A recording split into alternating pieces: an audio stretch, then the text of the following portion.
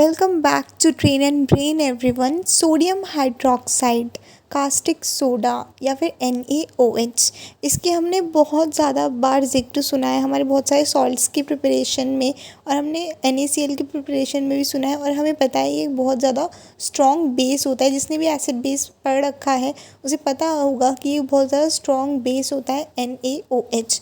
आज हम इसी की फॉर्मेशन के बारे में देखेंगे, कौन सी प्रोसेस होती है, कैसे बनता है और इसके क्या क्या यूजेस होते हैं। इस बारे में आज हम बहुत अच्छे से डिस्कस करने वाले हैं। सो वीडियो को बिल्कुल एंड तक देखिएगा and if you like sodium hydroxide होता है उसको हम ऐसे लिखते हैं NaOH, और इसका जो नेम होता है कॉमन नेम कास्टिक सोडा होता है। अब हम इसकी फॉर्मेशन के बारे में देख लेते हैं सबसे पहले, फिर बाद में इसके यूजेस भी देखेंगे। सबसे पहले जो केमिकल हमें लेना है इसकी फॉर्मेशन में वो है हमारा NaCl, जिसको हम कॉमन सॉल्ट या फिर सोडियम क्लोराइड भी बोलते हैं। जो NaCl सोडियम क्लोराइड है, हमें इसका एक्वस सॉल्यूशन लेना है जिसको हम ब्राइन बोलते हैं। सो सबसे पहले हमने इसका सॉल्यूशन लिया, इसकी हम करते हैं इलेक्ट्रोलाइसिस।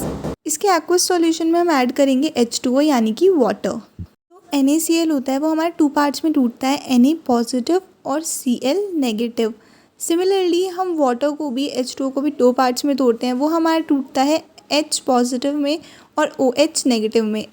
यहाँ पे जो हमारा Na होगा वो दूसरे वाले के नेगेटिव के साथ रिएक्ट करता है, हमें पता है। सो जो Na है वो OH के साथ रिएक्ट करके NaOH बना लेगा। वो NaOH की फॉर्मेशन है वो ऐसे आने वाली। यहाँ पे हमारा Na जो होता है उसकी वैलेंसी हमें पता है, सोडियम की वैलेंसी 1 होती है, और जो हमारा OH होता है उसकी भी वैलेंसी 1 होती है, पर माइनस में होती है। तो दोनों की वैलेंसी कैंसिल आउट होके हमारा NaOH बन जाता है। इसके साथ में हमारी प्रोड्यूस होती है हाइड्रोजन गैस और क्लोरीन गैस। जो हमारी हाइड्रोजन और क्लोरीन गैस है वो अलग अलग इलेक्ट्रोड पे बनती है। सो अब हम इसकी ओवरऑल रिएक्शन देख लेते हैं। तो हम NaCl का एक्वस सॉल्यूशन में वाटर की रिएक्शन कराएंगे और उसका इलेक्ट्रोलाइसिस करेंगे, तो हमारा NaOH, Cl2 और H2 गैस प्रोड्यूस हो जाएगी। सो हमने देखा NaOH की जो फॉर्मेशन होती है हम उसमें इलेक्ट्रोलाइसिस करते हैं NaCl के एक्वस सॉल्यूशन का। जो ये हमारा NaCl का एक्वस सॉल्यूशन होता है बहुत ज़्यादा कॉन्सेंट्रेटेड होता है, यानी कि इसमें पानी की मात्रा कम होती है और NaCl सोडियम क्लोराइड की मात्रा बहुत ज़्यादा होती है, यानी कि हम सॉल्यूट की मात्रा काफ़ी ज़्यादा लेते हैं। और इस सॉल्यूशन को, जिसमें NaCl कॉन्सेंट्रेटेड मात्रा में होता है और एक्वस सॉल्यूशन होता है, इसे हम ब्राइन बोलते हैं। सो हम कह सकते हैं हमारा जो NaOH उसकी फॉर्मेशन इलेक्ट्रोलाइसिस से होती है ब्राइन सॉल्यूशन के। इलेक्ट्रोलाइसिस होती है NaCl की, उस प्रोसेस को हम कहते हैं क्लोर एल्कली प्रोसेस। क्लोर एल्कली क्यों? क्योंकि इसमें एक तो क्लोरीन बन रही है और NaOH बन रहा है जो कि एल्कली है। एल्कली क्या होता है? वाटर सॉल्यूबल बेसिस, ऐसे बेस जो पानी में घुल जाते हैं। सो इसमें क्लोरीन एल्कली बन रही है, तो इसलिए हम क्लोर एल्कली प्रोसेस बोलते हैं। जो हमारी 2 इंपॉर्टेंट गैसेस बनती हैं, क्लोरीन गैस और हाइड्रोजन गैस, जिसका बहुत ज़्यादा यूज़ होता है, वो हमारी एक तो बनती है एनोड पे और एक बनती है कैथोड पे। एनोड क्या होता है? हमारा positive electrode, whereas cathode होता है हमारा नेगेटिव इलेक्ट्रोड। जो हमारी क्लोरीन गैस है वो खुद नेगेटिव है, इसलिए वो पॉजिटिव इलेक्ट्रोड पे बनेगी, अपोजिट अट्रैक्ट्स। और जो हमारी हाइड्रोजन गैस होती है वो हमारी नेगेटिव इलेक्ट्रोड पे बनती है, जो कि होता है हमारा कैथोड।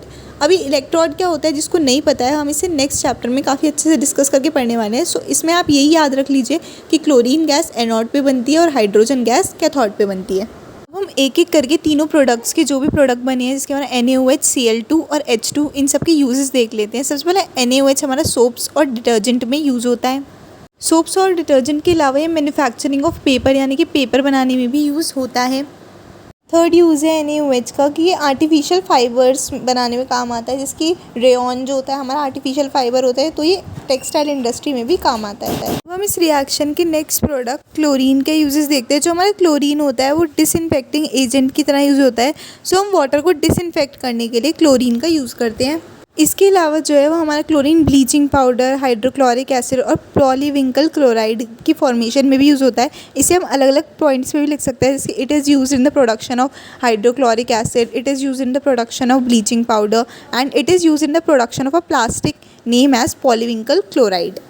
इसके बाद हम अपनी लास्ट गैस हाइड्रोजन का यूज़ देखते हैं। जो हमारी हाइड्रोजन होती है वो प्रोडक्शन ऑफ HCl यानी कि हाइड्रोक्लोरिक एसिड और अमोनिया के प्रोडक्शन में यानी कि NH3 जो कि हमारा फर्टिलाइज़र की तरह यूज़ होता है उसके प्रोडक्शन में यूज़ होती है। सो हम इसको भी 2 पॉइंट्स में लिख सकते हैं। It is use in the production of hydrochloric acid and it is use in the production of ammonia. और लास्ट है जो हाइड्रोजन होता है वो लिक्विड की फॉर्म में हम फ्यूल भरते हैं रॉकेट्स में, तो हाइड्रोजन रॉकेट में फ्यूल की तरह यूज़ होता है लिक्विड हाइड्रोजन।